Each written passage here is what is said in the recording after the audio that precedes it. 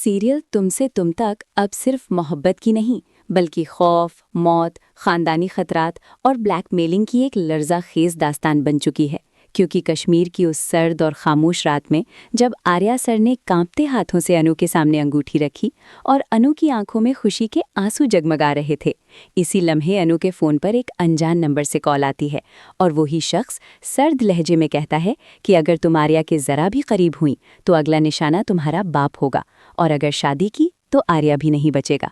अनु के जिस्म में सनसनाहट दौड़ जाती है और वो जान जाती है कि अब सिर्फ खामोशी और एहतियात ही जिंदगी की ज़मानत है। वो बर्फ़ पर दौड़ती है, फिसलती है, गिर कर उठती है, हर कदम पर दिल धड़कता है और हर सांस में मौत की आहट सुनाई देती है। उधर आर्या इस बदली हुई खामोशी को अनु की दूरी समझता है, मगर हकीकत ये है कि अनु अपनी मोहब्बत को कुर्बान करके अपने वालिद और आर्या दोनों की जान बचाने की बाजी खेल रही है। घर पहुंचकर वो बाप के सीने से लिपट कर रोती है, मगर ज़बान पर सच का जहर कैद रखती है। मोहल्ला उसे मजबूत बेटी करार देता है, मगर कोई नहीं जानता कि वो हर लम्हा मौत के खौफ में जी रही है। इसी दौरान मीरा को कश्मीर की एक पुरानी खुफिया फाइल मिलती है जिसमें अनु के अगवा के खुफिया शवाहिद होते हैं, और वो समझ जाती है कि खतरा अभी ख़त्म नहीं हुआ। जिंदे की खामोशी अब खौफ में बदल जाती है, क्योंकि वो जानता है कि किडनैपर अब भी किसी मोड़ पर अनु और उसके खानदान को तबाह करने की प्लानिंग कर रहा है।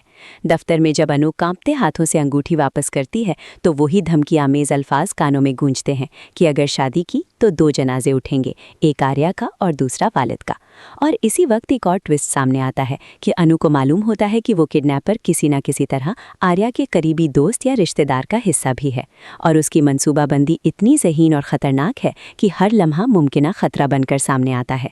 आर्या इस लम्हे टूट जाता है, मगर आंखों में एक चिंगारी जल जाती है कि वो अनु को बचाने के लिए अपनी पूरी दुनिया दांव पर लगाने वाला है। कहानी में मजीद सनसनी उस वक्त आती है जब अनु के वालिद पर अस्पताल में मिस्टीरियस हमला होता है और फ़ोन पर वही आवाज़ गूंजती है कि अब वक्त ख़त्म हो चुका, फैसला करो, मोहब्बत या ख़ानदान।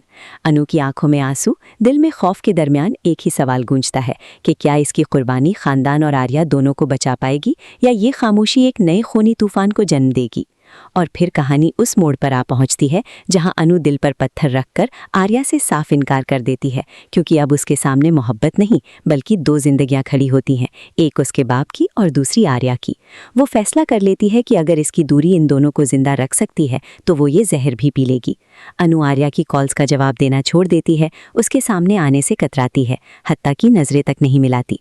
हर मुलाकात में सर्द लहजा और अजनबीपन इख्तियार करती है ताकि आर्या खुद ही पीछे हट जाए। इसी दौरान वो जानबूझकर मोहित के साथ ज़्यादा वक्त गुजारना शुरू कर देती है। दफ्तर में, कैफ़े में, हत्ता कि फैमिली फंक्शंस में भी वो हंसती है, बातें करती है और ऐसा जाहिर करती है जैसे उसकी दुनिया अब मोहित के गिर्द घूमने लगी हो। आर्या ये सब देखकर अंदर ही अंदर टूटने लगता है। दिल में ये जहर उतरता है कि शायद अनु ने वाकई मोहित से मोहब्बत शुरू कर दी है, या कश्मीर की रात बस एक लम्हाती कमज़ोरी थी। जिस लड़की के लिए उसने अपनी पूरी ज़िंदगी सोच ली थी, वो अब किसी और की बाहों में मुस्कुरा रही है। उधर अनु हर मुस्कुराहट के पीछे आंसू छुपाए होती है और हर लम्हा आर्या को खुद से दूर करके उसकी जान बचाने की कोशिश कर रही होती है। और यूं कहानी एक नए खूनी सस्पेंस फिल्ड सवाल के साथ सांस रोके खड़ी रहती है। क्या ये झूठी मोहब्बत का ड्रामा अनु के बाप और आर्या दोनों को बचा पाएगा, या आर्या की टूटी हुई खामोशी किसी ऐसे खतरनाक कदम को जन्म देगी जिसका अंजाम कोई भी नहीं जानता, क्योंकि असल खेल अभी शुरू हुआ है।